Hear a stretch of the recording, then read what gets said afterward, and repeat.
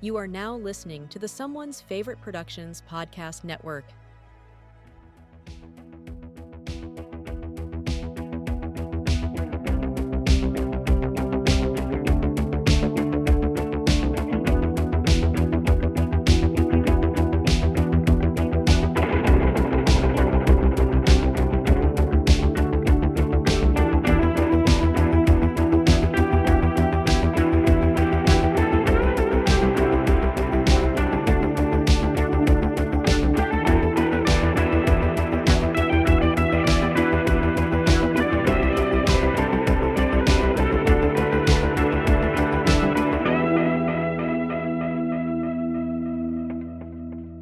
Hey y'all, welcome. We are now at episode 7 of Punk Vacation, a unofficial Vinegar Syndrome podcast.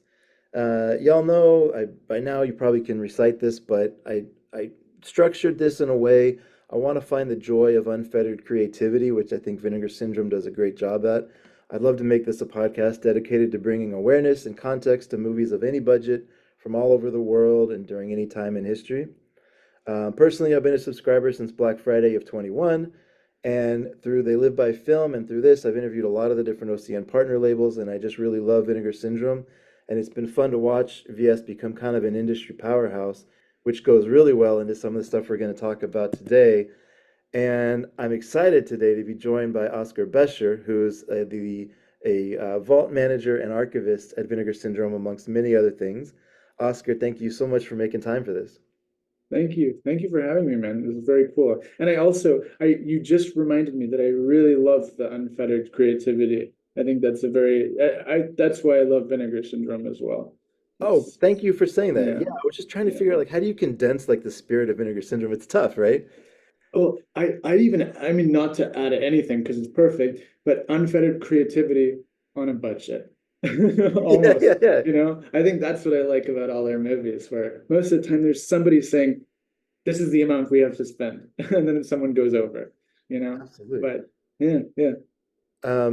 Yeah, thank you for saying that, man. I think that's what drew me into Vinegar Syndrome is because I would say I've always told people that I'm kind of a recovering snob as far as like my entry to film was through the art house, right? I didn't go in through a lot of the like SOV, low budget stuff. Like I looked down on that for years because I came in through like kind of the art house track. And then I reached a point where I was like, I forget what it was, but there's just certain movies that pop out. Like, I mean, a recent example, although I was well into Vinegar Syndrome by this point, but you put in something like Corn Shucker. Mm, It doesn't matter who you are, you're going to be fascinated by this movie, mm, mm, right? And so certain movies like that helped me kind of come along on this journey. And then about 6 or 7 years ago, I was like, no, I think I've been missing out on like a whole world of cinema. And anyways, and that kind of mm. led me to eventually Vinegar Syndrome, and then now a huge proponent of it. So I love that you caught on to that. It's one of my favorite things about what y'all do. Totally. Yeah, that's a very cool example too. To be perfectly honest, it's like where my heart's at too, because well, everybody knows the films that get releases and get spine numbers and everything like that. A lot of what I'm dealing with oftentimes is advocating for small things like corn shucker or something else that no one. I mean, we don't have that. We're not going to start any drama here, but we do not have the actual original film elements because I know those are lost. But I think we find weird shit all the time where I'm just like, oh, this will make a cool release, and then rights are just a nightmare, and then you're just like, oh fuck, it's gonna sit here until we're able to figure out the or iron out the rights issues. But yeah, yeah, no, I like knowing that that's your kind of I don't know the where the stone has gathered enough moss to keep Yeah, rolling down the hill. Yeah. absolutely. And it's true. Like people, if true creativity, I think can sit in the art house because they're similarly free a lot of times. Like if you look at Fellini's late career, he had a Mm, similar freedom. Although his budgets were bigger, nobody was really telling him what to do. And the only other place you really get that is in a lot of these independent productions. And so you mhm, get these big ideas, you get crazy shit. Like we're not going to talk about Ghost Dance today, which is too bad. We can talk about it briefly, but I guess we're doing announcements today in addition to learning a little mhm. bit about what you do for Vinegar Syndrome. But Ghost Dance is such a good example, just of people sitting down together, writing a script, going out and trying to find money for it, making it. It's just, I don't know, I love that kind of stuff. fucking wild. Yeah, the interviews on that one are like so fun. Ewan's awesome. I like, not to just make it like, I'm sorry, I'm going to be more mean, but Ewan, who did made that whole release happen, is just Uh-huh. so brilliant, and all of his interviews are so. If you ever see like his questions, Uh-huh. there's he knows how to get to the perfect answer, So and that is a great one. for people Oh, that may not sorry. know, you and you're talking about is somebody that works at Vinegar Syndrome. Yeah, Ewan Cunt was the release producer on Ghost Dance. He's the literally the one who argued, well, not argued, but he argued with, all the different but he has been arguing for this film for a really long time, and has been in contact with the rights owner for years, and has been like trying to come to a number, and they're like, oh no. And so finally, under us, it finally came out. And there are a lot of movies where everybody has like a tiny little part to play, but Ewan is like he's the MVP of Ghost Dance, and for from today, Blood Tracks Oh, cool. also as well, which is like he does he's a genius, slasher genius. I If I had a Jeopardy question on slashers, Ewan. Yeah. Well, that's a good lead in. But quickly, I do just want to say I want to second what you said. Those interviews are fascinating because it's like old white men defending how the movie's not racist. And Mhm. I'm not going to say whether or not they're right or wrong. It's just like they've really thought about it. And Hmm. it's Hmm. not a surface level, just kind of, little comment, throwaway comment. Like it's a Mm. nuanced discussion, and you can see they care about it. I love Yeah, it. It's really cool. it's so great. Yeah, I think it's one of those really special aspects of it too, where they said it in the interview. They're like, we saw it on VHS. That's how we saw it. And Yeah, then you finally get to see them actually see how beautiful it is when restored from a preprint element, which is the internegative. Um, and then they're kind of automatically, that brings up with them that they're looking back on this film in a different way, and they yeah, have to recontextualize it, bring in modern history, where basically we know that there's a lot of fucked up shit in the 70s and yeah, 80s that we're still dealing with today. But in the end, they're just happy that their film is preserved, conserved in our archive, and like now accessible to people who can make up their opinions. yeah, It's like perfect little, I don't know. And that's why I love his releases, his questions in particular, because somehow he's able to coax it out of everybody, and they awesome. trust him. He's a Yeah, very trusted, very great person in terms of like speaking to these producers and rights owners and everybody who makes this stuff. So that's a great yeah. endorsement, and it shows in the work. That's also a good segue. So, how, as working as a vault manager and archivist at Vinegar Syndrome, what percentage of the releases every month have you touched in some capacity? Oh, that's tricky. So so I it must be said that I only very rarely I almost all of the Pulse things. I'm just gonna say this really quickly, but like I don't really work on partner label stuff. Obviously, I think the important thing to note is that the partner labels literally do all the work, Okay. and we are essentially lucky enough to sell their awesome products. And But for things like Pulse Video with Guillaume, I most of that comes from the archive. Okay. He's a really great film finder, rights finder, and I think of Pulse as kind of like it's a lot of that comes from the archive over here, and the OCNs are just 2 feet away, even though they're from France. But every once in a while, some partner label things like Canadian International last month did Abducted. Yeah. Like I scanned Abducted, um, and that's from the archive. But every once in a while there's a weird one. But the ones for like the main titles, Hmm. usually around half of the ones, Okay.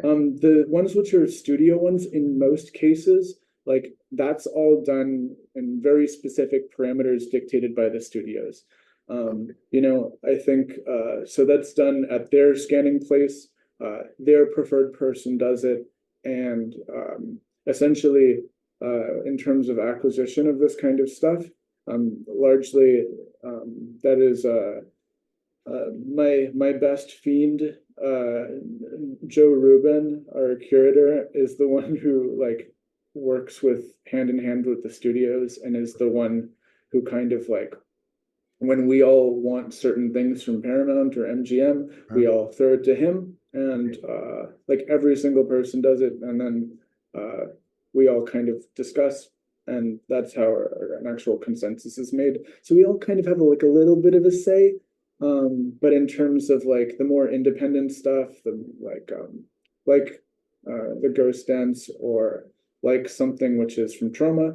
If something is from Trauma, we are doing it in-house because we work really closely with Trauma. Um, we like we like them a lot. Obviously, you can tell from our back catalog, but yeah. So it depends. It depends per month. But this month, maybe it's two, three, two, two. Yeah. This month is a great example of everything you just said, including some massive studio titles. Like, here's the funny thing, and this is, I mean, I don't want to kind of jump around too much, but the budget on Congo was like 50 million bucks, Yeah, and it made crazy. a lot of money. I think it was 150, 200 million. I mean, it made a lot of money Mm, as well. So, like, I imagine that that's Paramount, correct? that is Paramount. I Yeah. think that's Well, pretty sure it's Paramount. yeah, yeah, you're right. Yeah, yeah. They probably care how Cogno is put out on disc. Like they probably care a lot, right? Hmm. Oh, So totally. yeah, And I think the other thing which I think is just really important to note is that yeah, I mean they do really care, and a lot of these titles they're really valuable if we're talking about like something like intellectual property, very valuable intellectual property.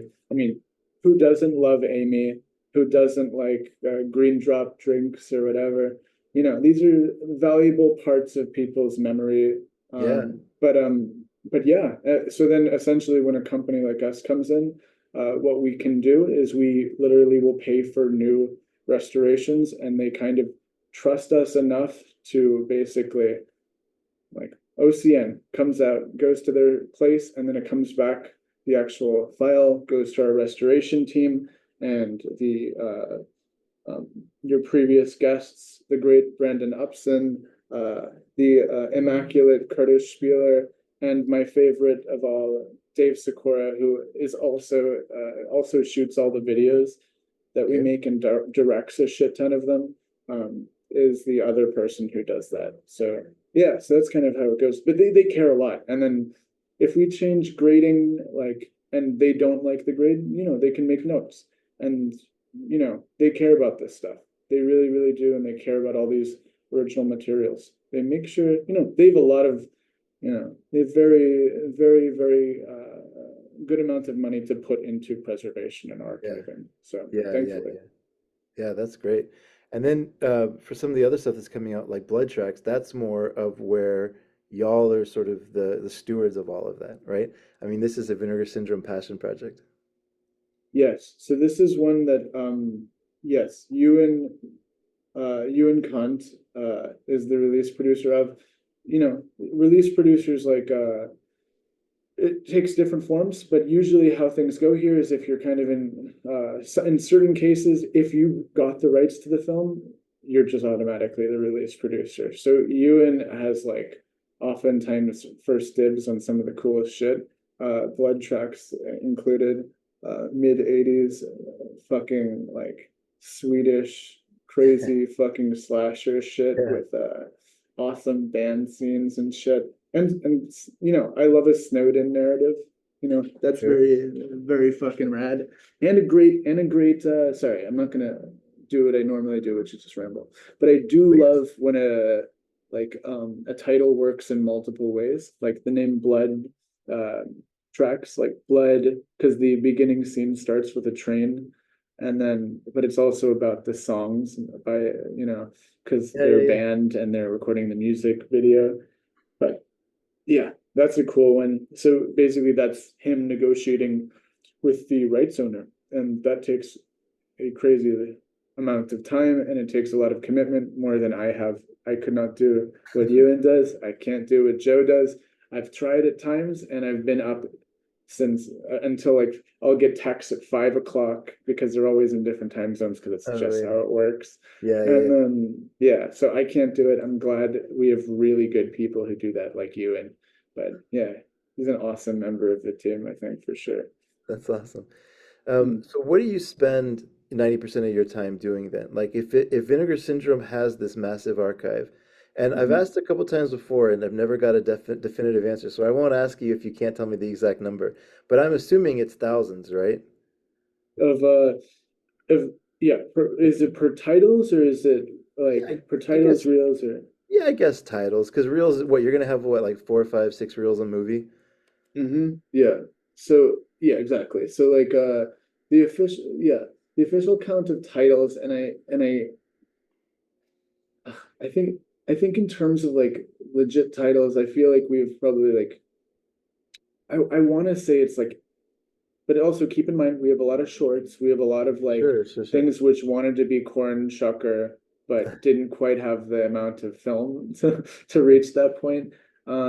So in terms of that, we would have something around like 7,000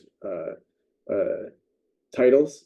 Like, That's yeah. crazy. But in terms of like, yeah, and in terms of like features, it's probably somewhere around uh, like maybe I to be perfectly honest, it's probably 3,500 or something like that. It's a lot. It's a lot of movies that we still need to put out. You know, we've put out a lot of stuff, but yeah, Well, you'll be around for a while. So, uh, yeah, yeah, and a lot of hopefully. the work, and but they've not all been digitized, right? That's kind of an ongoing. No. Yeah, exactly. They haven't been digitized. And so because they're not accessible yet, and these are the best, again, like half of it is like we're not a film print repository, which is like a print is like a fairly many people will have a print of Okay. something. We'll keep very we'll keep the closest to the original and then maybe one or two prints and then give the extra prints to somebody else. So yeah, a lot of that stuff has not been digitized, but if it's here, it means, honestly, in my brain, it means it's important. And usually that means cut negatives, cut reversal Okay. positives. And we have a crazy amount of that shit. We have a crazy, crazy amount of film that still needs to be digitized. And honestly, the biggest frustration to me, if you can't tell from my previous thing that I said, was rights are really frustrating for me. Oh yeah, yeah. Yeah, where it's like in nonprofits, if it's public domain or something like that, you can put it out. But we're for profit, Mhm. so we're under piracy laws where basically we cannot provide access to a lot of stuff unless we go through the actual process of finding the rights owner, Mhm. um, which is a really time-consuming process. And oftentimes, what I also do, if to continue your question, is I also like to try to find I like to find homes for places, like either donate things to other archives. We're really good about that. I Oh, think cool. we donate a lot of stuff to different people. Like we just found an OCN for um what's his name? Uh, James Ivory, early James Ivory Oh, film, and gave it to Yale Film Archive because they have his prints, and he wanted to do a preservation of it. And then finding filmmakers, we also give back to filmmakers when they can promise that they're going to deposit it in an actual archive because we don't want, the attic yeah, yeah, yeah. basement situation or garage situation to continue. So yeah. The bat pussy conundrum. Yes, exactly. And it is a conundrum. Yeah. I like calling it the bad pussy conundrum for sure. Yeah. Uh, Yeah, I remember when I found out that AGFA was re-releasing that, I was like a little bit like, why? But then they actually found more footage, and I was like, okay, it makes total sense now. Like they're kind of yeah, need to complete the film because it did end pretty suddenly in the first cut.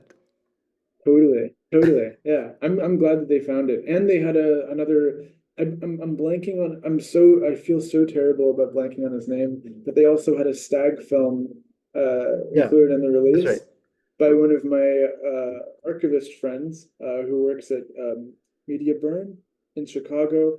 I feel so terrible about forgetting his name, but he's an awesome dude. Great, great. Dan. Oh, sorry, this is not interesting to you at all. But Dan the archivist. yes, Dan the archivist. But he's a great. He found it, and basically, yeah. That's the other thing where something weird can put something out, and then later on, because of the fact that it was already, no one knew about it, and they're like, it kind of ended abruptly. Can we keep looking for stuff? Yeah, Then eventually something else turns out, which it's a very nice part of this where it's why access is important. Um, absolutely. Do but you now that you because you've been in this, how long have you been in this job now as the vault manager? so now it's like 3.5 years. That's awesome. Do you feel like you have, I'm sure you don't have every title memorized, but if you hear a title, does it kind of ring a bell of like, yeah, I think we have it? Like, are you at that stage yet? Yeah. That's Yes, awesome. well, the thing is, like, the weird thing is, like, if people come in, I like do tests because sometimes I like invite, like, we have crazy, no, I was just gonna say we have crazy parties where we're drinking champagne and we don't. But uh but yes, sometimes when people come in, I'm like, oh, do you like what Vinegar Syndrome movies do you like? And that's kind of, we just actually posted a video today, which is with Scooter McRae, who walks around the archive and talks about some of his favorite OG Vinegar Syndrome Wow, movies. that's awesome. And that's where that came from, because I would basically invite people who I respected in, and sometimes they'd say yes, and then I would just ask them what movies they liked, and then I was just like, why don't we just shine a fucking light? And then yeah, and then I asked Andrew at Severin, because I was like, oh, this is kind of ripping off Severin Cellar and Criterion Closet. I have to ask Andrew at least. I'm not going to reach out to Criterion. But then I asked him, and he's like, yeah, go ahead. You just have to think of a different name. But yeah, totally. I can, if we're walking through, I can, because I'm the one who's touched everything, Right. like like you know, there's a memory in putting something down. And even the stuff that was done before I came on, a lot of it needed to kind of be, it wasn't exact, I don't want to say, like, there were a lot of errors and I needed to fix the errors, and I Okay. needed to go over that, and me and Lindsay are still working on that. But and I make errors, so we're fixing my errors. Right. So yeah, so I kind of now know where everything is. I've put every label on. Lindsay's put a few on too, but yeah. So I kind of do have like this weird spatial memory to Exactly. the film archive, and it's a comfort place for me. It's like weird. The closest example I can give of I guess why I was asking the question is I worked at a Blockbuster for 3 years when I was in college. Hmm. And like, I mean, there's 10,000 movies in a Blockbuster, right? Now, granted, it might be 1,000 copies of one movie, but still, like, there's a lot of movies there. But Hmm. by the time of year two, three, especially year three, I kind of had a mental image because I put them up. I touched them every day, right? And then, Hmm. I kind of had a mental image of like what we had in stock, and I was surprised at how the brain works like that because I can't remember 9,000 of anything, but like if someone said, "Do you have this?" I could kind of walk to it. So, Hmm. anyways, Totally. I started the same way. Video rodeo in Gainesville, Florida. It's nice. my probably my first job, and I had the same exact experience where I was just like, "Oh, you should get a Billy Wilder today," and they're like, "No, I want to." Like, all right, fuck it. But yeah, totally. Awesome. Well, you, I think I mean, I've said this before to other guests, and I'll say it to you. I mean, my favorite thing about talking to anybody that works at Vinegar Syndrome is the passion for film comes out right away, and it's like it's just clear that y'all are a bunch of people that are doing it for the right reasons. So it's even 10 minutes into talking to you or whatever it is, I feel exactly the same way. So thanks for doing what you do because it's fun every month for me to I don't know kind of explore new sides of cinema. Me too. I really like it when we can like they're the titles which I wish we could put out, and then they're also it's a combination. Sometimes you get the perfect mix of like every single month, because we're doing so many releases now where it's just everybody has to kind of be working in tandem, Yeah, yeah, yeah. where everybody has a little bit invested, and it's super nice to actually see. I'm also jaded because I also see the see when people are bummed about what we're putting out, and I'm just like, oh, Okay. Oh fuck.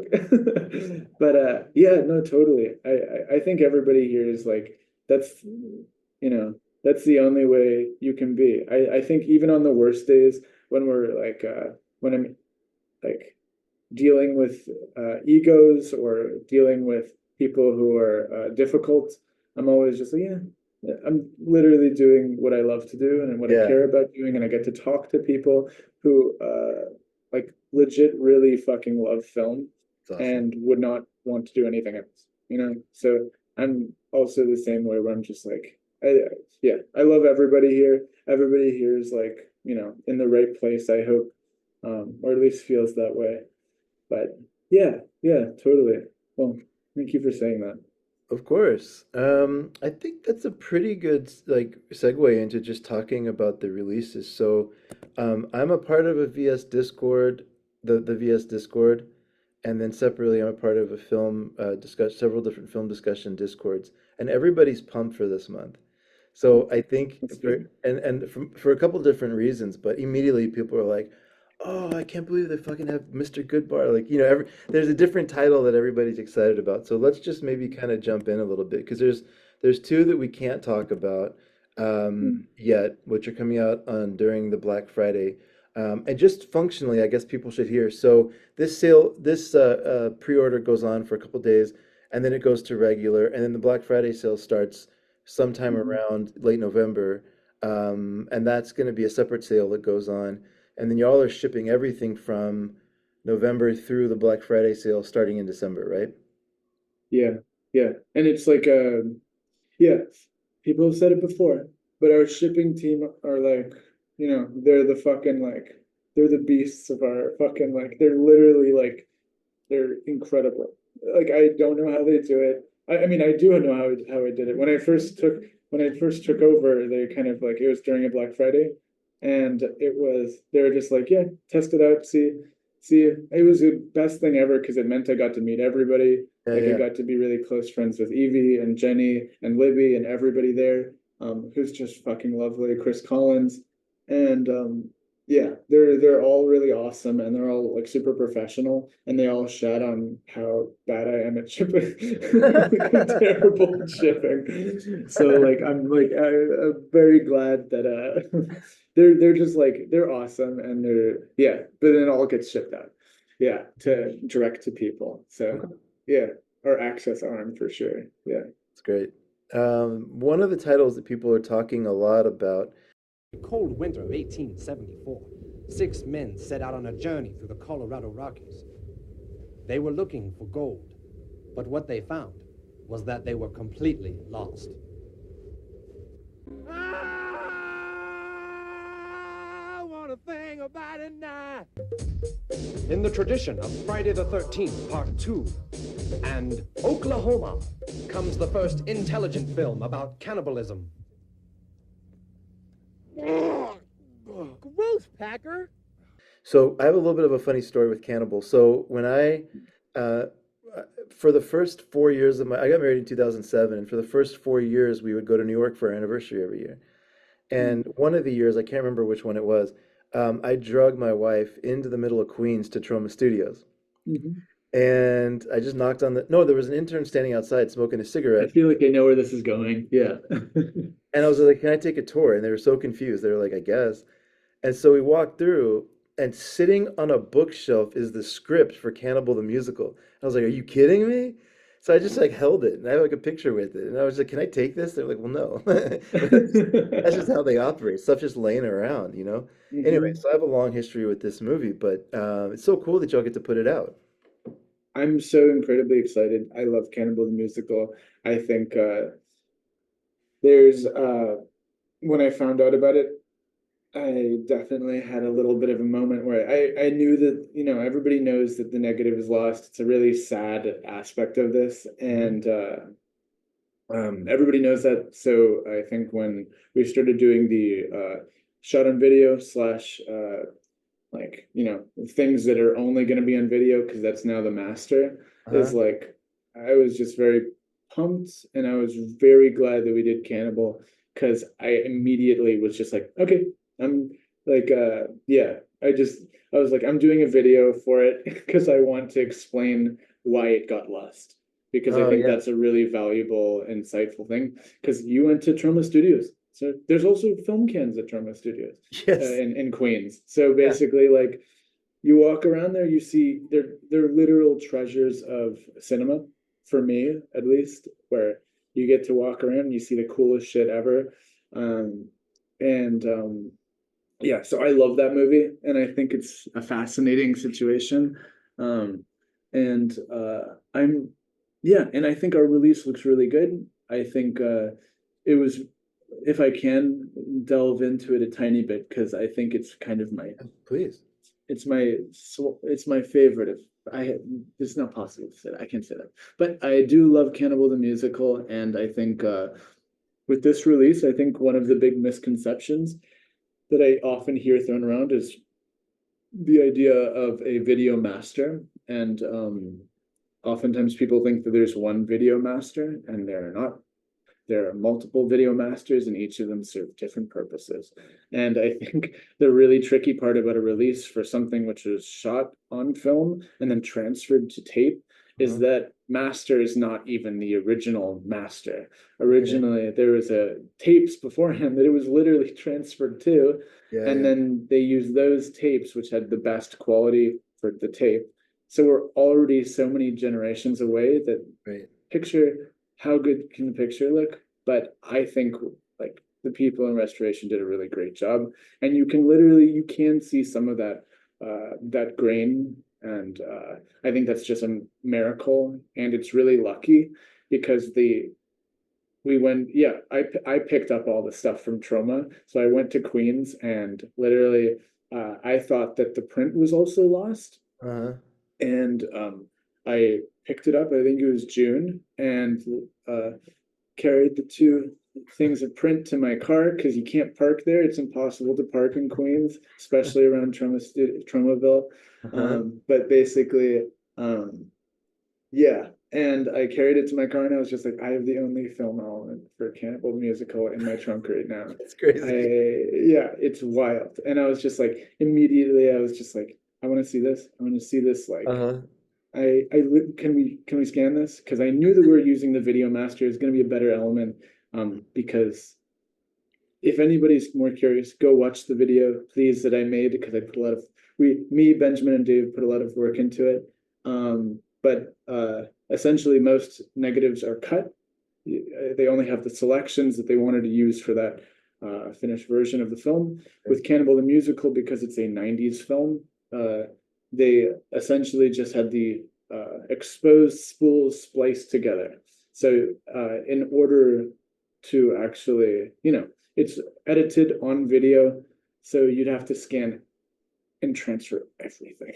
Oh yeah. So it's a whole fucking nightmare. But it makes sense why it got lost, and but I'm very glad we put that out, and and then when the print was made, it was made from a video master, not the video master. It was made by, I believe, and I've handled it a lot. I think it was made from a submaster, I believe, and then they made a negative from that video master, and then Yeah. from that negative they made our print, which Okay.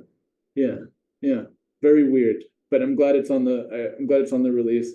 You'll see it's very like not a lot of detail in the darks and in the light sections, because it's just fortunately how it looks. But it's a unique experience, a lot of grain. It's probably worth calling out there are two versions of the film on the disc. So it's not, it's kind of cool to be able to even see what the process you're talking about play out by then going watching the version that was copied from a video, I guess, cop master, like submaster, like you said, and then as well as a separate release that's from, I guess, not the negative, but from 35 millimeter print, right? Hmm. Yeah. And the good news is we did find the earliest generation master. I think there were two which were like seemingly the earliest, but the one which was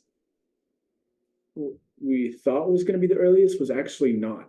So it's good that we transferred everything and then kind of had to like literally we made sure that whichever one was had the most information in it, that was the one that we used, which is just lucky. Because with film, I can look at it, I can put it on a rewind bench, you can look at it, but with tape, you literally have to transfer it. Otherwise, you could be putting money into something which is not, the best source for Oh, something. interesting. So Okay. it's a Okay. nightmare. Yeah. Well, I guess you Um, guessed right in this case. I thankfully on this one we did not have like, the first two which were picked were lucky, but then we thought we could hopefully find another one by transferring the rest. And then when we transferred the rest, because they're like on my desk somewhere over there, there's 9 video masters direct from Trauma of the same film, and each of those cost money to transfer. But yeah, so it's a whole thing. But that's probably like the one I have the closest affinity for, possibly this November, October, no, November. November. Yeah, Yeah, yeah, yeah. yeah, The it's probably worth mentioning. People are asking about the drunk commentary. It's on there. yeah. Um, there's Of a new. course, yeah, Gotta have it on there. gotta have it. I don't think there's a new. Oh yeah, there is a new commentary. You got a lot of the cast together, right? A lot of the cast and crew Mhm. together for a new commentary. We did. We worked really closely. Well, I must give credit to Claudia Predelin, who's our incredible, amazing special features producer, who's just brilliant, super professional, awesome, and every single person that she interviews and coordinates with is just like, Claudia's the best. Where'd you find her? So I feel like Claudia is like deserves all the credit for the special features. She's awesome. And in addition to that, we worked really closely with Jason McHugh, one of the original producers, Cool. who's a really awesome dude. He's also in a bunch of other things, but like also check out his book Spidoinkel, which is amazing. Really great book, really funny. And also check out Electric Apricot. But he also I must say this because I just found out this yesterday. He approves my video on the Oh thing. yeah. So that really was just like, yes, thank you, Jason, thank you. It's like when all you want to do is have your coach tell you did a good job or something. Exactly. It's like Yes, yes. you heard it from the right person. I was like, people can say whatever they want about it now. Jason McHugh likes it. I'm good. Like, okay.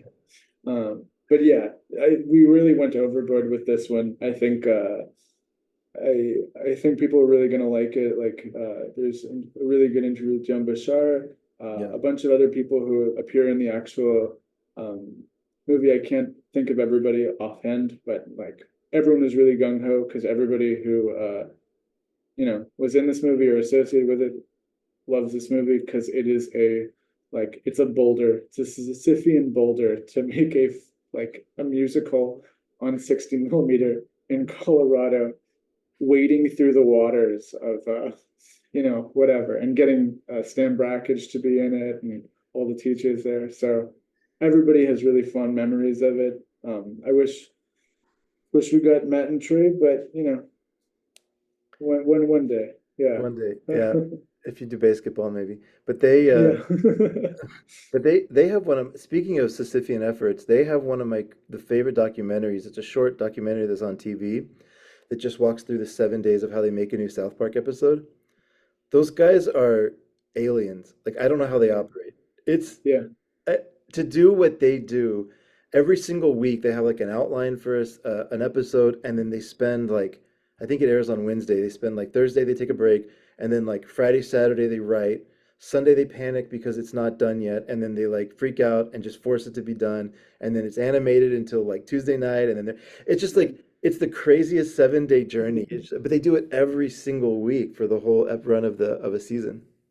Yeah, and they're just super like, yeah, again, like unfettered creativity for sure. Just Yeah, like literally they are forced to be creative and they love doing it. yeah, And I think that's why I love this movie too, where it's literally just like everything in it shouldn't work, but it does so well. Like every song is amazing. And yeah. perfect note. So Yeah. Well, Cannibal's one, I guess it should be worth mentioning. It's not coming out through the main line, it's coming out through Degasser, which is why you Hmm. were mentioning about the SOV label. So it's coming out through Degasser, which is still it's not a partner label. That is a sub-label of Vinegar Syndrome, right?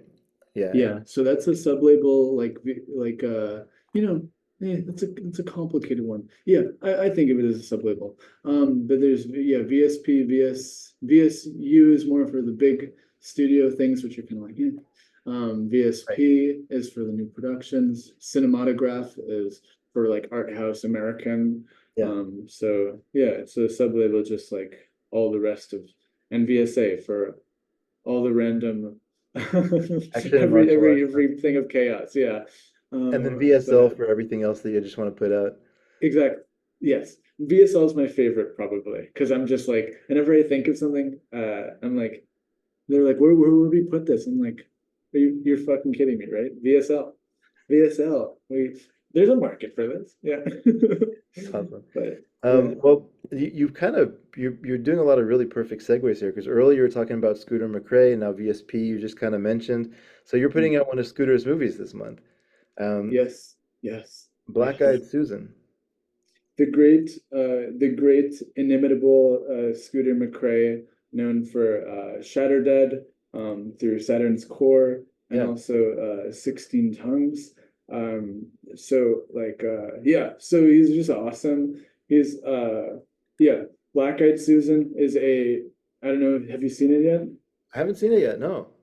Okay, then yeah, Black Eyed Susan's a really like very it's it's a movie where I described it to my mom and I went through the plot because she's like I went to Fantasia to go to the like release of it Yeah. and I I'll go into that later but like she was like why are you in Canada like why are you in Montreal and I was like oh because I'm seeing this release of a Vinegar Syndrome movie and I've been like giving notes to like every once in a while I would throw in notes where I was like, oh, I think this maybe, you know, because we all everybody who's kind of like in the archive or restoration area, sometimes they get like copies of the new movies and they're like, Okay. I don't think that works. And the filmmakers who do it like Scooter are really like amenable to like, Oh, how do we cool. make this work? You know, what do you think? What do you think? And then I described it to my mom, and my mom was like, Oscar, no, no. And I was like, oh, I didn't even get to the ending. And she was like, you did Joe did does Joe like this movie? And it's like, yeah, everybody likes it. It's really cool. It's like it's a think piece, which is true. It's a movie which pushes you to the edge of like what you like for instance, Scooter McRae said right before the screening, he said, if no one walks out in the first 10 minutes, we're good to go. Which is true. It's a fucked up movie, which is designed to challenge the viewer, and you know, and it really does that. And it's beautiful. It's shot on 16 millimeter film and 23 reels of 16 millimeter film, Oh, and yeah, yeah. So he's just awesome. Scooter's like, and also if you watch the little archive tour video that we put together, he's just a brilliant cinephile, and he really cares about like he cares about art house movies, but he also cares a lot about like weird, sleazy, smut stuff too. He's a brilliant, brilliant person and someone who really knows which time period he's in and knows how to kind of like challenge viewers, but also stay on the right side of uh, history, I think. yeah. So he's awesome. Yeah, very awesome person. It's cool. This is like a story that I really love because you talked about Shatter Dead, and like, that's one of those movies that a lot of people, when they say, okay, if you're gonna take a shot at an SOV movie, like that's one Mhm. of the ones that usually comes up, right? Yep. And I Yep. love the fact that he has funding to continue to make movies because a good filmmaker is a good filmmaker. Like, I think James Gunn kind of proved that. Like, if he can make, James Gunn was making Troma movies, he can make a Marvel movie. Like, he's done them both, right? Mhm. And I think a lot of, Totally. like, a filmmaker is a filmmaker. Absolutely. he's you know, like I think yeah, I completely agree with you. I think if you can handle like a shoestring like this, I'm blanking on how long it took to shoot, but it wasn't a long shoot. And he's just so economical. And yeah, I I'm very lucky because he when I threw out the idea to him to do like a little video, he was so incredibly lovely to work with Oh, that's cool. because he was like, you can make fun of me, you can shit on my movies, you can do anything, you can shit on Black Eyed Susan. I think that would be fun. What if you just, and I'm just like, I love Black Eyed Susan. Why would I do that? And then, but he's just a lovely, lovely, incredibly intelligent person, great filmmaker, knows exactly how to piece everything together. And as is said in the little tour, he hasn't shot on. He's not known for being a filmmaker who shoots on film. He's known for that Saturn's core Yeah. SOV aesthetic, and Yeah. he fucking nails like this 90s esque, like It's cool. you know, really fucked up sci-fi drama-ish thing. But it's worth checking out because automatically you'll be thinking about stuff afterwards. And but yeah, Well, and th- the characters are like drilled into your brain afterwards. They're terrifying. Yeah. I can't wait to watch it. I mean, that theme of watching challenging content is going to come up in just a second. But before we shift, um, did you get to meet Fabio Frizzi at all for as like as you? Okay, that's just so Dude, cool. so That if you think about the guy from Shattered Dead getting a movie that he made scored by Fabio Frizzi, what an amazing like combination of two worlds. yeah. Oh, totally. There are these weird like connective tissues where somehow somehow that worked out, and it's very cool because like the score is great, really really really great, and you know I don't want to say too much because I feel like a lot of people haven't seen it yet, but I feel like it is really worth checking out if you really want to see like because it originally started as an idea for a short film and Okay. expanded outwards. Um, and that's how it became like a VSP. And yeah, it's like I'm very glad all the components work together, especially the acting. Like I can't I'm not gonna but Susan is incredible. Like and Derek, the gentleman who plays Derek, Damien, who plays Derek, is incredible. And very like gives a very raw performance. But I'm sorry, I know we were talking about music, but everybody in this movie really delivers an A game to a very difficult movie. You know? No, honestly, like that, I think you're perfect. I'm just trying to, anybody listening, just to give them like a different angle on this film, right? So I think you're nailing it. I really want to talk about Good Bar next, but the structure of my brain is kind of wanting to wait to talk about VS Mainline. But I feel like we have to talk about Good Bar because the technical title is Looking for Mr. Goodbar, and this is a movie that it was somewhat commercially successful. I mean, it's a well-known movie, but it's Mhm. always been sort of famous for being challenging, right? Because it's essentially about kinks, and it's about this woman who is a teacher, I believe, by day, if I got that right, Mhm. and then by night she's out there looking for fulfilling her kinks. Yes. Yeah.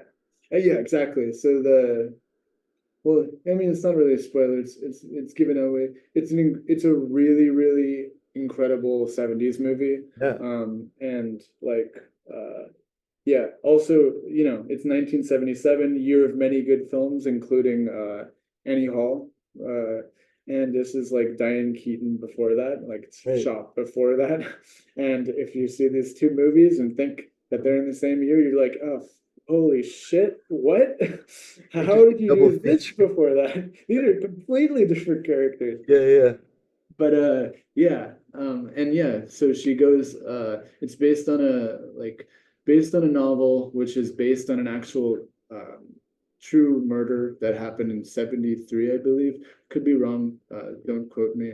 But I but it literally was about a teacher who would go to these singles bars. That's why it's called Mr. Good Bar, because it's like named after the bar. And she was like experiencing the newfound sexual freedom of the late 60s and early Yeah. 70s. And beautiful, incredible movie. Soundtrack, wild. and the reason why it took so long. And the yeah, really, really incredible movie. Amazing, amazing. I love late 70s movies. Uh-huh. I think just the ambiance and atmosphere of it is just like fucking mind blowing. Um, but It was a yeah, time when it's studios were willing to invest in really kind of fringe creativity too, right? Which is mhm, fun because they were trying to figure out what's going to sell. And so you, totally movies like this that would probably wouldn't come out through Paramount today. wild. Oh, fucking wild ass movie. I Yeah. mean, like you kind of like I think the idea of putting it onto paper as like a teacher for the deaf or hearing disabled uh, um, who has this half life, you know, this separated life of like Uh-huh. end of school. She like makes a big breakthrough and then she goes out to hook up with whoever she can come across, whether it be a 50-year-old man or Uh-huh. Richard Gere, Uh-huh. pre everything. So I think it's a you know, it's a really, really good movie, very difficult movie, notoriously difficult. But like the restoration looks incredible. And you know, it's literally, to be perfectly honest, I mean, I can say it now. The very, like, not to be too about it, but I was so excited that when I found out about it being on being on the schedule, Yeah. I literally put an Easter egg in in the first video because I was so excited. And I thought people were going to take a month to find it, and they found it within an hour and a half. So this is a movie that I've been really excited about since it was like first decided that it was technically possible, but we didn't know that it was ever going to happen because to the very end, you know, there's one song which is I mean uh the Joe will go over it with Ryan as well, but it's the famous stag scene where they show 60 millimeter stags, and there's this beautiful Frank Sinatra song playing, Okay. and everything else that appears on the original album from '77, um, that doesn't appear, that Frank Sinatra doesn't appear, and there's a reason that didn't appear, you know? And that was the one that was the most difficult. But I'm just super pumped that it actually came out, and Joe did a really great job with like, and Paramount did a really great job of like working through this and finding other solutions to help us actually finally put out this movie that everybody's been wanting to see on Yeah. physical media for so fucking long. It's like Right. been a long time coming for this movie, so I'm glad you brought it up. Um, That's yeah. great. And it's even if you go to the director, he's a fascinating guy because Richard Brooks was kind of a studio director, and this was near the end of his career. And just to Mhm. think about a movie like this from the same guy that directed Cat on a Hot Tin Roof, Yeah, he's just yeah, he's such I don't know. It's just I'm very fascinated by this. I was really pumped when I saw the come out today. totally. Yeah, Cat on a Hot Tin Roof, very like, you know, and thematically, yeah, earlier time, but also incredibly very sexually charged Yeah. and like I think strong female characters as well. That Cat on a Hot Tin Roof is literally just a sweaty movie before the '70s. I believe it's before the '70s. Yeah, I think it's like '60s. But Yeah, yeah, but definitely yeah, 70s, yeah. but I love sweaty movies. And that is a sweaty ass movie. Yeah, he's a great director. Also did In Cold Blood, which is Yep. a '67, The Truman Capote and one. that's a great movie. Yeah, incredible. And yeah, so if you've seen either of those, you'll really like Good Bar. But I feel like most people would probably just like they know Good Bar by now. Yeah, but yeah, This that's a is very very cool movie. Yeah. I was just talking to somebody about this, and I can't remember who off the top of my head, but these films that influence the canon and continually to kind of like push the canon. And I think the fact that Mr. Goodbar is not on more people's top 10 list is simply because it was so hard to see for so long, right? And so with Mhm. this release now, you're getting a chance to see it, and I bet you it's going to start popping up on people's lists just because it's a hell of a movie. Like Yeah. it's something Gaspar Noé like would consider making. Like I mean, it's challenging and interesting and deep and like but it just wasn't available, so people didn't get to see it. Yeah. and like we talk about the difficult themes in it. It's a very great 70s movie because of the difficult themes. But the other thing which is really, really fun about it is literally, again, the soundtrack is fucking incredible. The disco, like every like aspect of this movie is like perfectly um balanced. Even the really like even the twists and turns, the drug-addled sex sex fueled dances and everything. So Yeah. yeah, I think you're completely right. It's a reason why physical media is super important, because of the fact that like uh, these types of movies, when you hold something in your hand, you're able to kind of like you realize that you're closer to something, and Yeah. it allows you to be able to say, this is something that I advocate for, Yeah. you know. That's right. And I completely agree with you. I hope it rises in lists now because it's a really great movie. Yeah. I like completely agree. Very looked past in Right. favor of other movies from the late 70s and early 80s, I suppose. Well, no But more. hopefully, yeah. Yeah. And then the other VS, I guess since we opened up the Pandora's box for VS Mainline, so the other one is we've talked about it a fair amount on this conversation already, so we don't have to spend a lot of extra time on it. But it is cool that y'all are putting out blood tracks and it's bringing more exposure to Swedish cinema, I think it's Swedish British co-production, I British. believe. Okay. I could be wrong.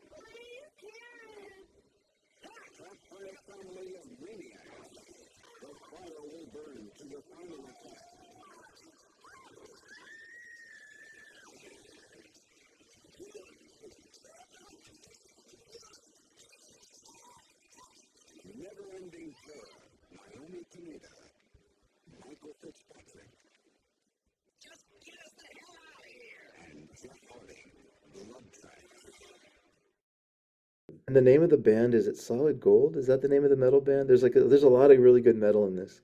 I'm blanking on the yes, that's the name of them in the but they're an actual band, and I think their name is like I want to. My brain is saying like hard easy. Everyone who's listening to this can totally shit on me for not knowing the actual name of the band. Easy hard or something. Easy fuck. What is it? But whatever. Regardless, the music is really cool. If I like that you bring that up because one thing that I do like about like VS movies is if every once in a while you have like a movie where they're just performing music for a really long time. Yeah, yeah, yeah. Like Like Night Train to Terror. Intrepidos Punks. Yeah, exactly. That's cool. Intrepidos Punks. I believe like it happens a lot in our movies, and I think I really like those types of scenes. I like musical breaks. I think those types of things are really fun. Um, but yeah, that's a really like I think it's a really pretty beautiful movie. I like blood on the snow movies, you know. I'm a big what is it called?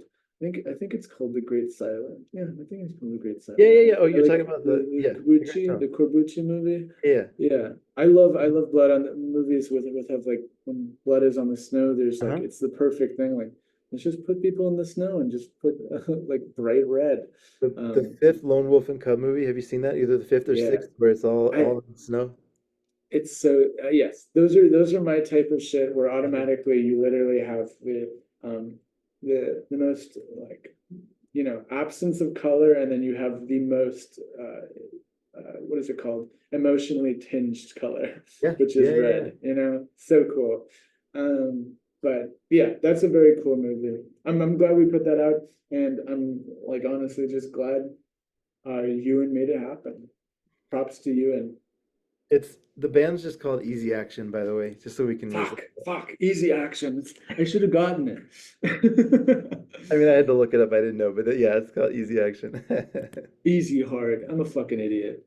I'm sorry if I can't cuss. Um, You can, don't worry, it's fine.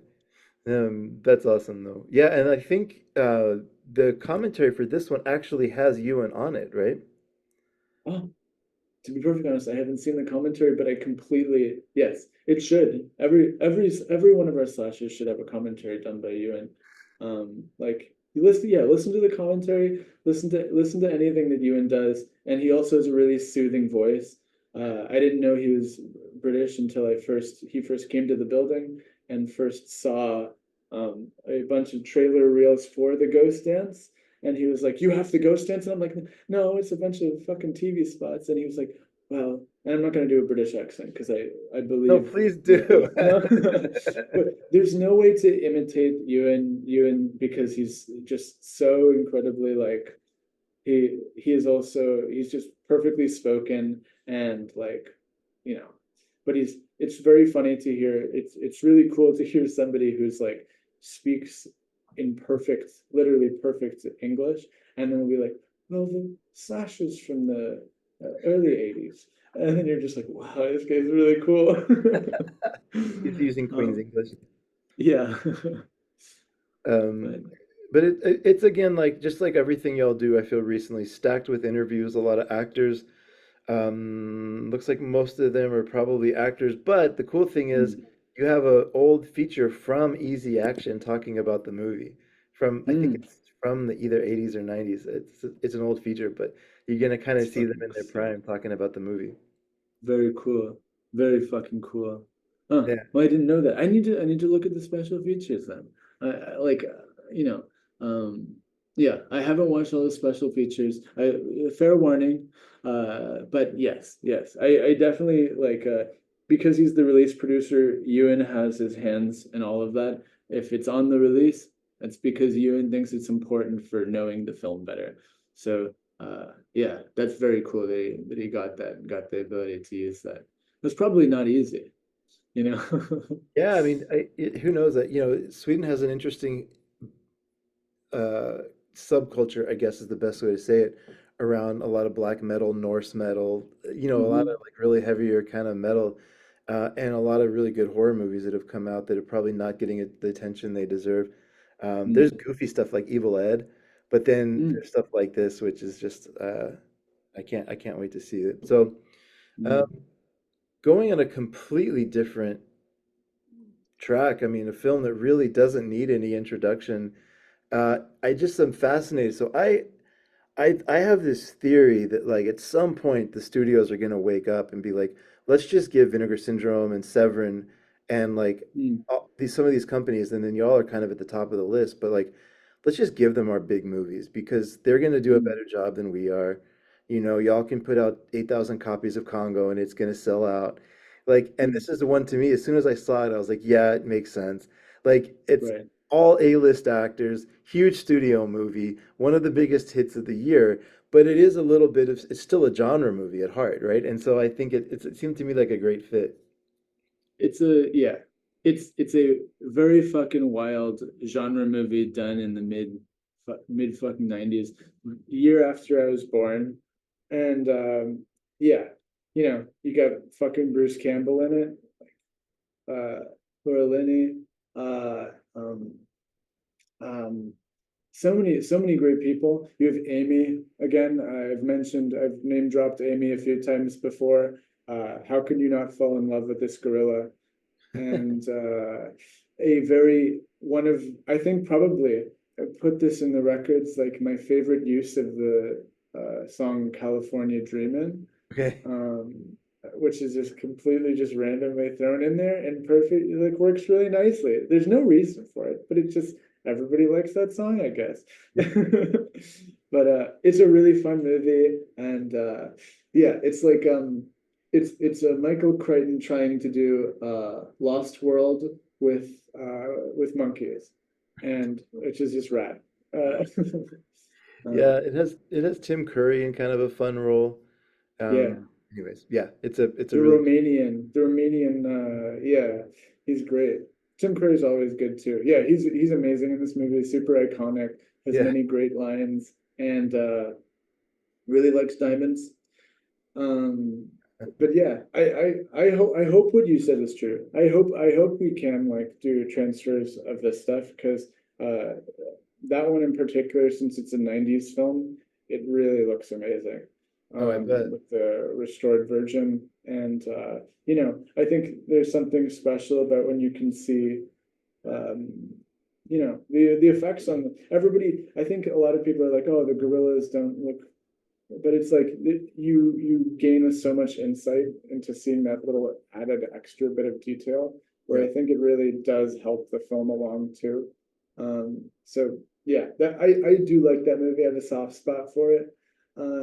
Because it does feel like a 1960s Right. version, but just like in the mid 90s.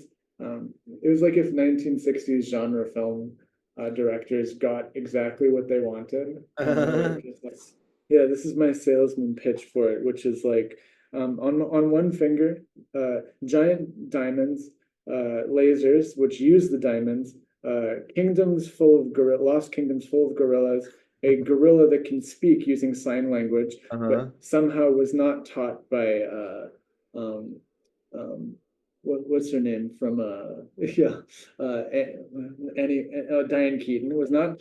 There's no reason why we put these together, but I do think that this is like a fun coincidence.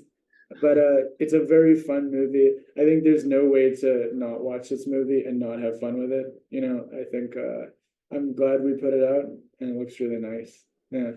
There's Yeah. no way to not pitch this movie, I think. No, it's a fun one. And I mean, Yeah. I think it's kind of cool that when y'all are putting together the making of documentary, you actually got the suit performers. So the people that Mm. were in the monkey suits. Yeah. That's a great people to talk to about this. Again, Claudia. Claudia is incredible. Hmm. Claudia now is like has taken over the studio stuff because she's so I will constantly give credit where she's really good at like finding the people who want to talk about their work and didn't get recognized in the original time. And it wasn't because of the studio's fault or anything else. It's just like sometimes you make a movie and then you make the next movie. And she's just incredible at finding the people that people want to hear from. So Oh, yeah, she did a really great job with that one too. And working with like when two companies work together, it's oftentimes really difficult, but she makes it work every single time, that's which great. is wild, wild. Um, I do like how I would say of all the people I've spoken to, you seem to have a lot of love for the whole team, and like you spend a lot of time calling them out by name and giving them credit. I just want to call attention to that because that's another reason why people love you, I'm sure. That's really cool that everyone's getting credit for the work they're doing. That's great.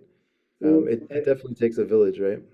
it does, and I think and I think I get a lot of like credit for the things that you know, um, I'm really thankful to be. I'm like that because other people here are like that, and they genuinely uh, do give credit to the people who deserve it. And oftentimes, I like advocating for Joe Rubin as well because he gets shit on as well because he's so difficult. You can keep that in. He's just very difficult and a very like a tough person, but he's a really brilliant person, and you know, he is very, I like in many ways, I've learned that from him, where he always gives credit to people. Hmm, You know, that's cool. he's difficult. He will always take credit himself when he when he feels like he needs it. But I think everybody here will always really try to make sure that the people who get the like deserve the credit get it in some way, and like everybody tries to help each other out because one person never can put out a movie or Sure, make a movie, sure. and one person definitely can't just you know restore a movie. It's like it's impossible. There's rights owners, there's everything. Yeah. So it's a team. You're right. It is a team thing. I oftentimes don't think of it like that way because I like to try to think of like for me, on something like Congo, Claudia's the boss, or Hmm. Cannibal, Claudia's the boss. Ewan, Blood Tracks, Ghost Dance, or however countless many other movies he's worked on and helped us get, Ewan's the boss. Yeah, yeah, yeah. So, you know, yeah, yeah, thank you for saying that. It's really nice. Um, Of course. but yeah, yeah, I, um, I yeah, kind of but yeah. I've kind of, well, oh shoot, you know what? We didn't talk about Distrib picks, so I think we probably should at least mention it because this is kind of an exciting one. Yeah, Um, totally. so you got at least three movies, and I'm just going through the special features to see if you got more, because sometimes you sneak in an extra movie or two. But you got at Mhm. least three movies from Ron Sullivan. Yeah. Also commonly known as Henry Pachard. I always say it wrong, but yeah, these are straight from the archive to your Blu-ray disc. Uh-huh. These are, I think, sorry, now I'm just a self-fulfilling prophecy.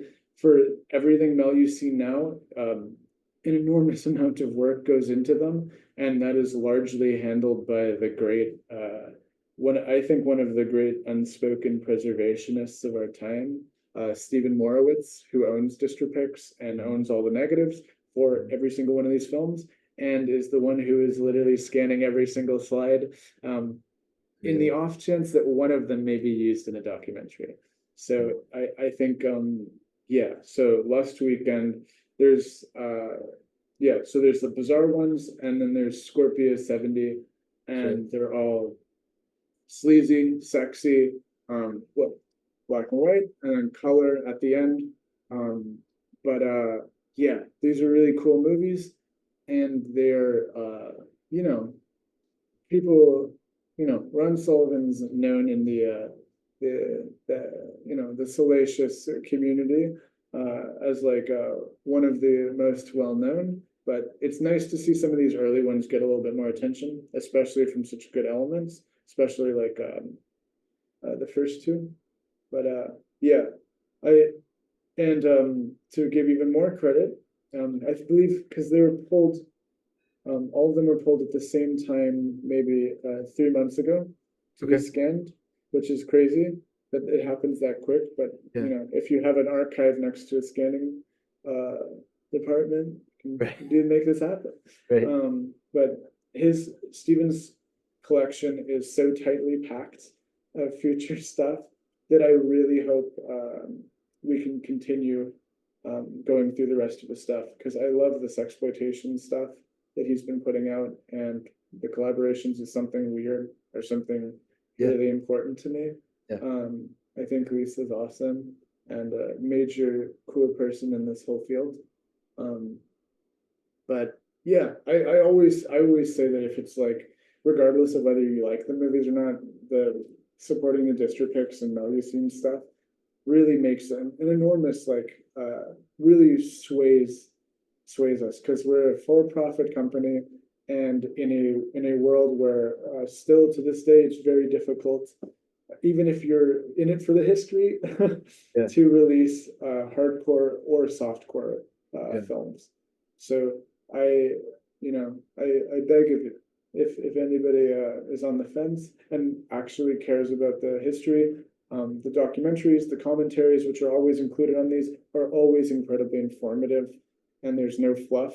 That's not a pun on hardcore.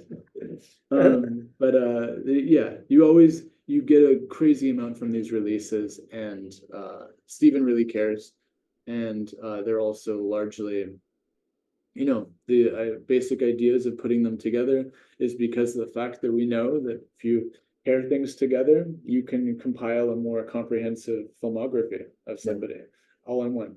So I hope people check that out, and I hope we can do the late years and the middle years of Like a Sullivan. Doris Wishman kind of situation, right? Where they're all, Exactly. Yeah. um, We don't want to jinx it. Yeah, I'm hoping. yeah, yeah.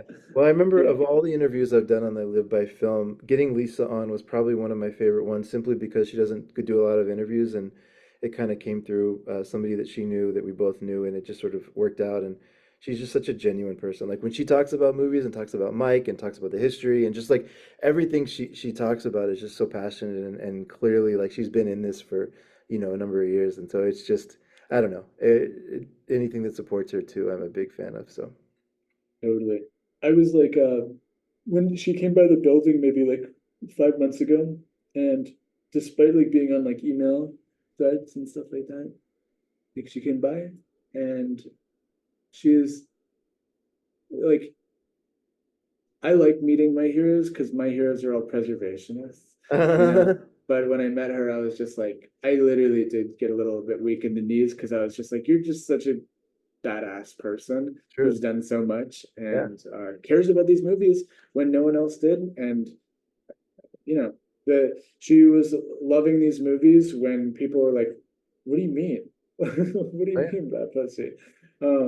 But yeah, so I completely agree. She's like one of those people who over delivers, Yeah. like even despite the incredible career that she and Mike Rainey had, where basically, yeah, they really started this all, and we're standing on the shoulders of those two and a bunch of others, but mainly those two. Those are my favorites of the ones that were. Same.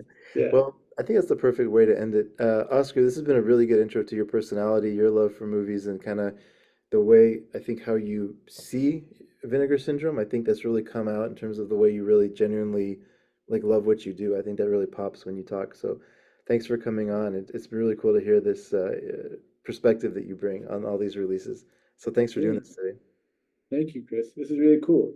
Yeah, thank you for the questions. I like being able to run through the titles too, because I think my brain is like I like filmographies, I like lists Uh-huh. of things. So it's Uh-huh. nice to kind of go through and kind of just like, I swear I'm not like I like being a cheerleader for everybody here, especially the people who do the awesome work that they do. So yeah, thank you for having me and like yeah, letting me do my unbridled creativity rambling for today.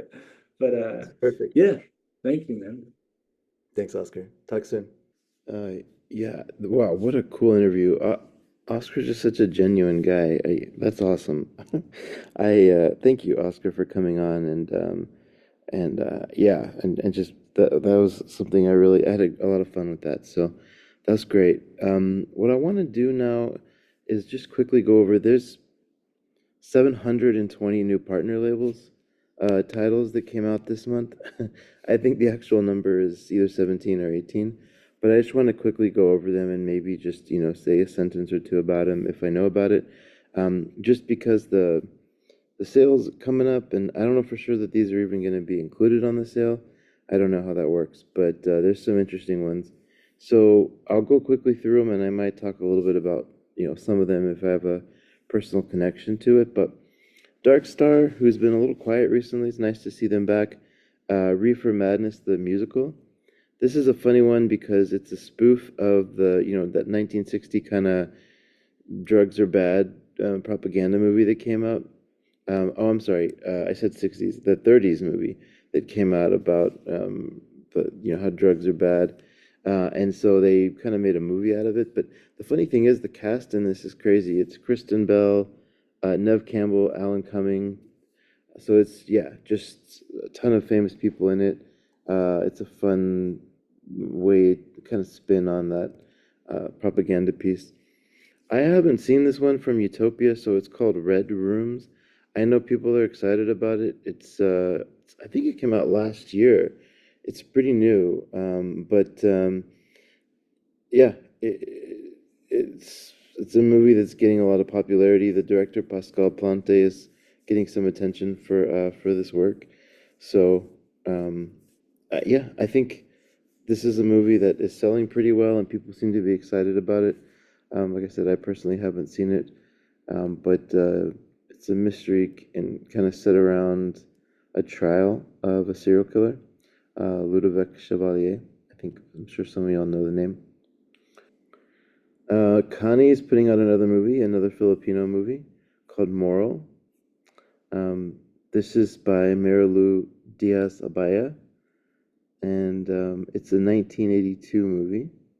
So, yeah, I think this is a movie that's the way that they kind of describe it is unhurried, rich with character development, and unlike any ensemble in international cinema.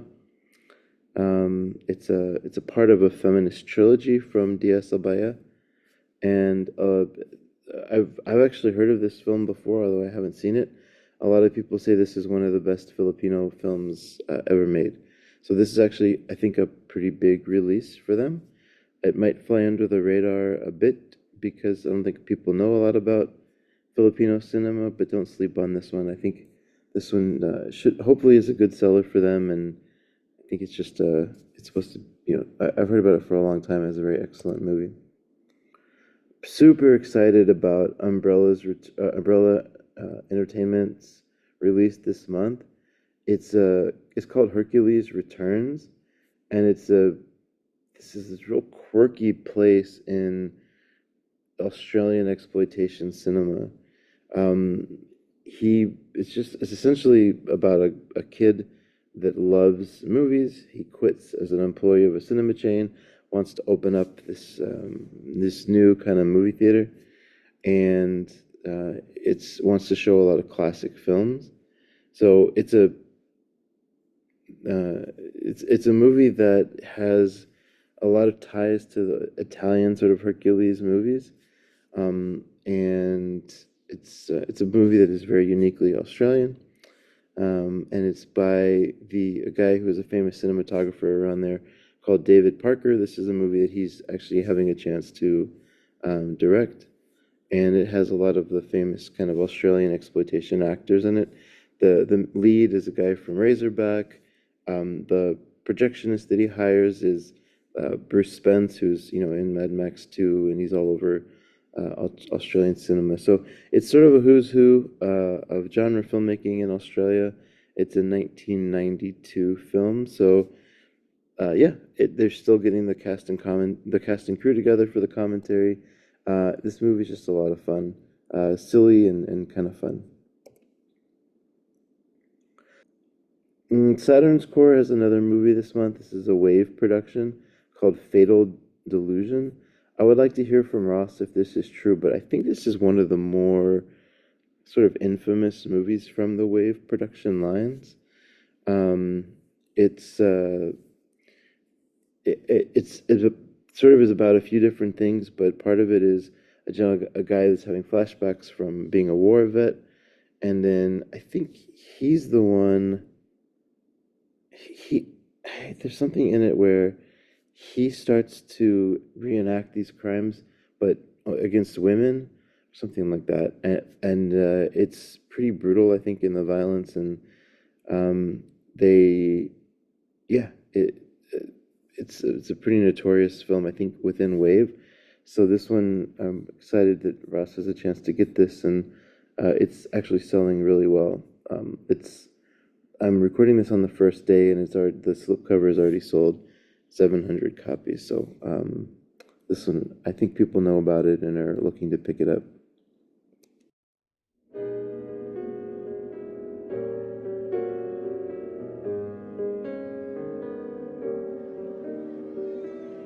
Streets of Berlin, I must leave you soon. Oh, will you forget me?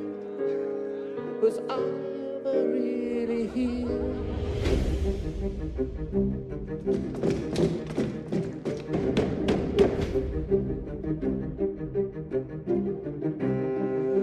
You're not even allowed to kiss or embrace.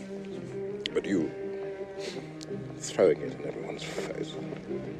Just get us both out alive. Is it safe? Don't you have any brains at all? No, it's not safe. Run! Where are they taking us? A detention camp. Probably Dachau. This isn't happening. It's happening. Pink triangle, what's that? Queer. If you're queer, that's what you wear. Pink's as low as it can get.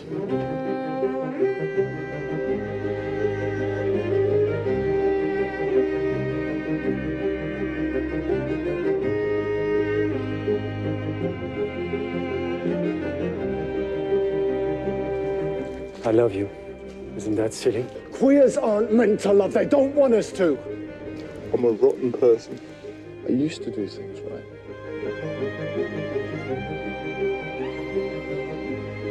As long as I'm holding you, I'm going to stay alive.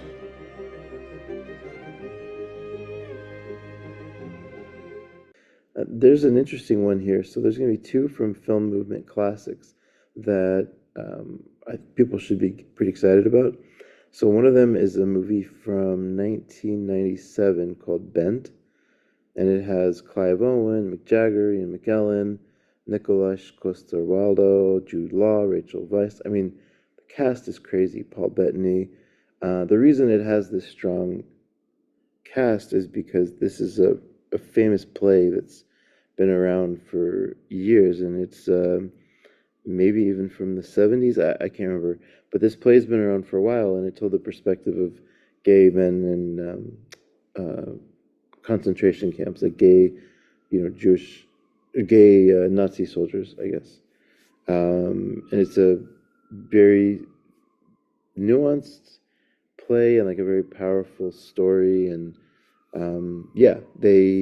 this is something that was a film that was made, like I said, 1997, I guess, based off of that play. So this is a very important film in sort of LGBTQ plus history, and just a film that I'm kind of surprised. Well, I'm tired of even saying this at this point, but this is one for sure that I would have thought 5 years ago would have been a slam dunk Criterion release, and I guess the partner labels, especially something like Film Movement Classics, is just putting out some incredible films. So there's another one to add to that. And in fact, speaking of that, I'll just stay on Film Movement for a second. One of the ones I'm personally probably most excited about from this month is Takeshi Kitano's two films from him. So they're actually reissuing Violent Cop and Boiling Point with the slipcover, and they have a lot, quite a few features on it, a nice booklet, and some kind of background on Takeshi Kitano. And he's just, he's one of my favorite actors and directors and storytellers coming from Japan that for some reason doesn't really get talked about in the same way, I think, nowadays, even as much as Takashi Miike, and I think that's a shame. Takeshi Kitano's stuff is excellent. He's a very good filmmaker. He acts almost like Forrest Whitaker, I guess, if you want to see, if you don't know his acting style, he has that kind of slow, cool sort of vibe to him. He's a comedian by trade, and then became, sort of a well-known art house filmmaker, and these are some of his better films. So I'm super excited about this from Film Movement Classic. We are almost there. Decalogue put something out. It's funny, I haven't actually seen this, but I've been hearing about this for a couple of years now. This is supposed to be amazing. So Adult Swim put out something called Adult Swim Yule Log, and it's a horror movie, but it's a dark comedy. It's just from Adult Swim, so it's a comedy, but it's a horror film, and people really love this.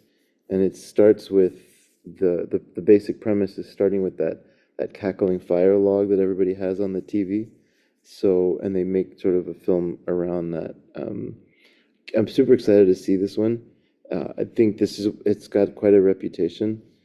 So I'm very excited to see this, and the Cannibal is funny. We just had, Elijah on, and he's such an enigmatic kind of character. So I wish I could have asked him about this. This is a funny one to get. I hope it sells well for them, and it's selling great for them. So I'm checking again on the first day. It's almost sold 800 copies just in a day. So I think this one will sell out for them. There's a film from Shudder that is a Senegalese-French co-production, and it's a crime film. It's called Saloon. This is a movie, again, as everything with Shudder does, this was made for Shudder, and so now it's getting a physical release, which is good. This is about a guy who was in Guinea-Bissau and committed a crime and took away, or left, and they're trying to get to Senegal.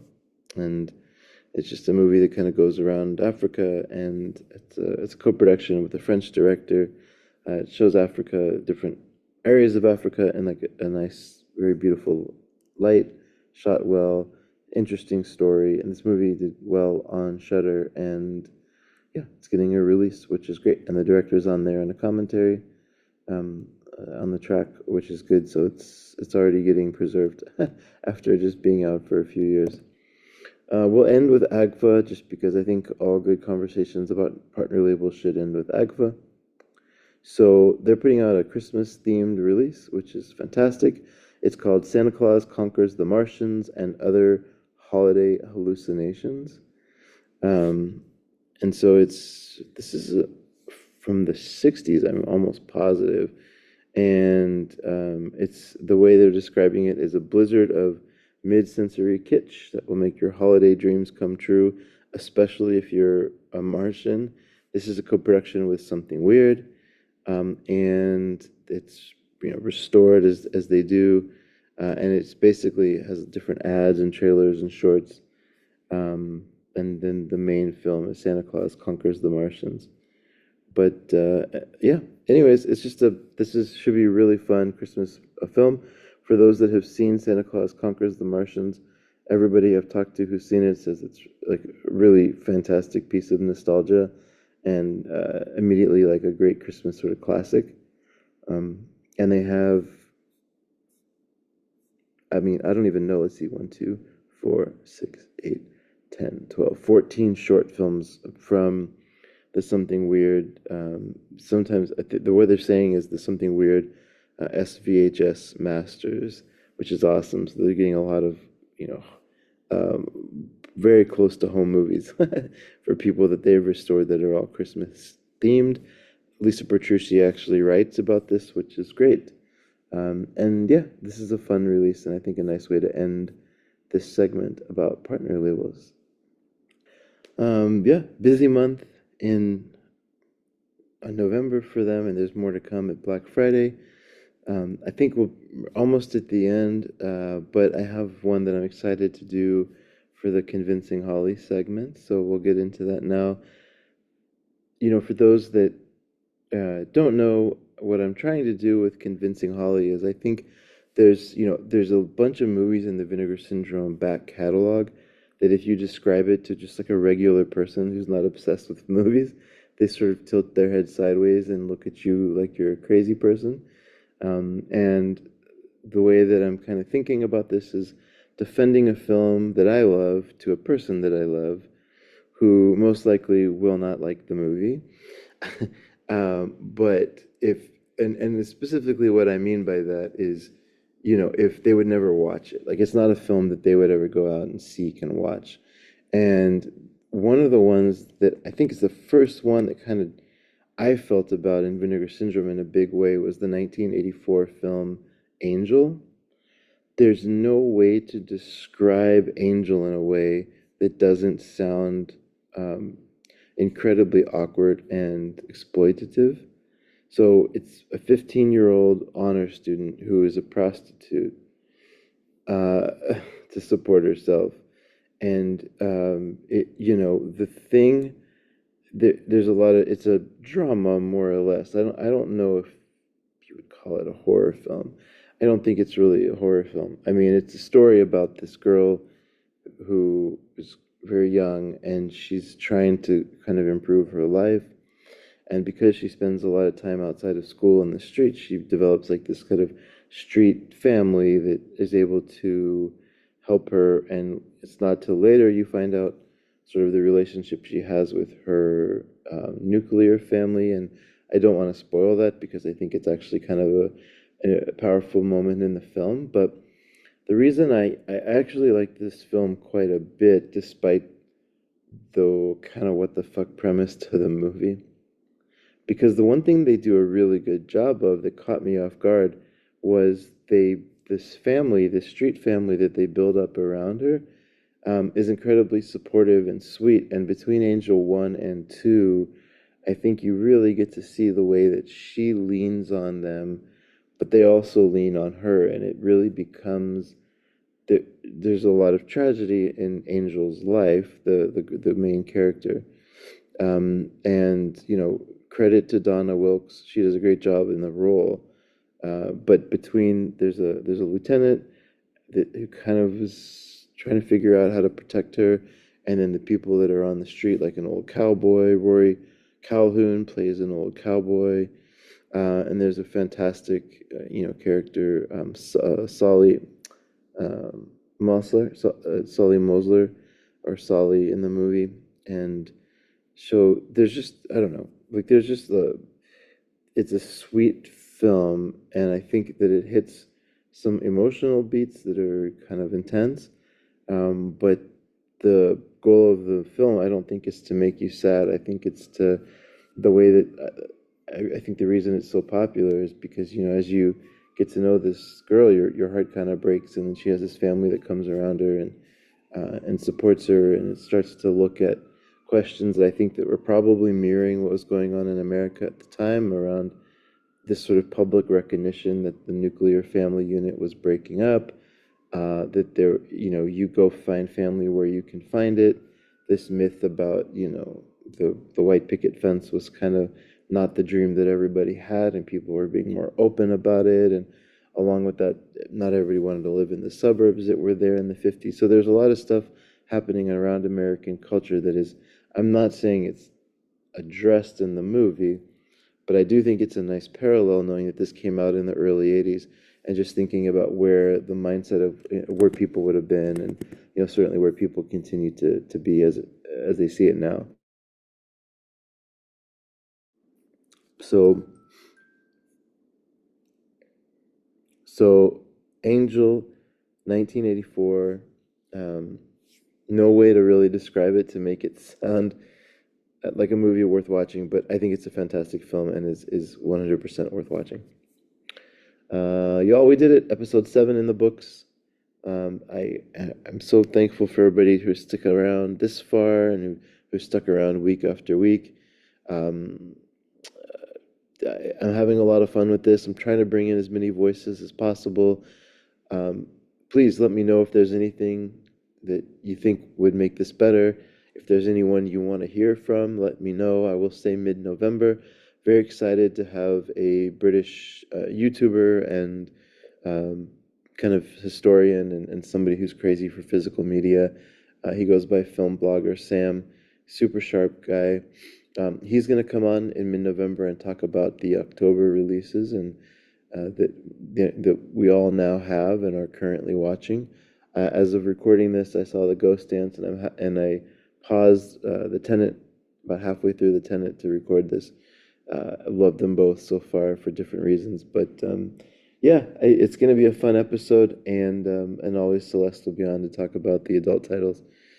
So see you mid-November, and thanks for listening. And all right, and find me any way you can. Right, I'm on Instagram and Reddit, are where I'm most commonly active, so you can find me there. I'm on They Live by Film as well, if that's easy to find. But anywhere you want to talk, just let me know. I'd love to hear from anybody. Okay, thanks. Bye.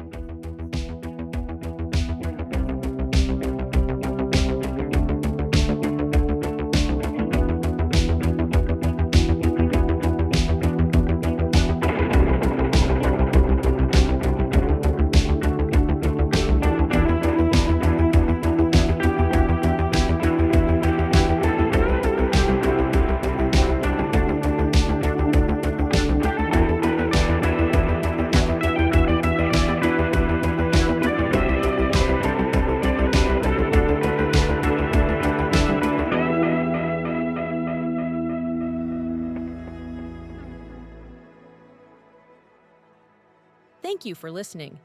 To hear more shows from the Someone's Favorite Productions podcast network, please select the link in the description.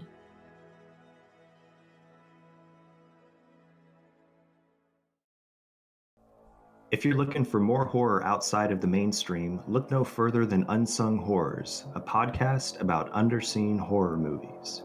I'm Lance. And I'm Erica. Every other week, we'll cover a horror movie with fewer than 1,000 views on Letterboxd. We'll even give you double feature recommendations to pair with the movies we discuss. From gothic to shot on video, from slashers to comedies, from giallo to J-horror. We'll cover all the subgenres, so join us as we unearth these hidden gems of horror. Follow us on Instagram, Twitter, and Facebook, all at Unsung Horrors, available wherever you listen to podcasts. And part of the Someone's Favorite Productions podcast network.